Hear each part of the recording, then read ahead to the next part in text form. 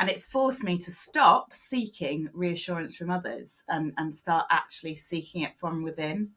And realizing that my own self-confidence is everything that matters, which that discovery has led me on to realizing that that's what learners need. So it's probably the most important thing that learners need, especially when doing something like learning another language, which forces you out of your comfort zone to put yourself in those awkward situations where you've got to try and speak it and you're worried you might get it wrong. Yeah. And so having good inner confidence is massive there, so important. And I feel like so often we as educators in the classroom, we are told that this is what we're doing, but subconsciously on a much deeper level, we're probably unraveling a lot of that through the systems that we have in place, the procedures, the rigidity of it all, the assessment and the assessment. Yeah, that's what it comes down to. But that for me is probably the biggest bugbear I have in education, because especially, and I'm sure you find this too,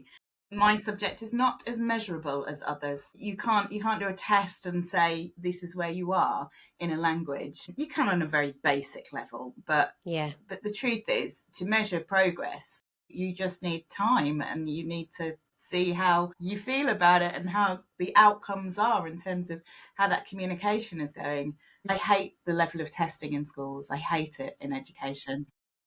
It's why so many people are choosing to leave a profession that they love, that they have dedicated their lives to. But something that I love seeing on your socials is the amount of travel that you do during the summer holidays. And I think, when we're talking about assessment, actually we're missing the context part of it, aren't we? So using that language in context, that is where the real progress happens, isn't it?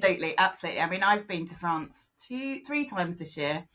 And then this summer, France, then Spain, then the Netherlands, all of which offered me something totally different. I mean, France and Spain, those are 2 languages that I have been really pushing myself to improve over the last couple of years, and I really felt it. And Spanish was a big test for me because I hadn't been to Spain for so many years. So that was really big to actually try that out and realise I was so much further forward. I really understood everything, that I was able to say everything I wanted. It was fantastic, and very few English speakers where I was as well, in Cantabria. I don't know if that's common to the whole of Spain, but it was very obvious, and actually it really helped on several occasions that I was able to speak because they didn't always have good enough English. And my kids also used their Spanish and loved it. Amazing.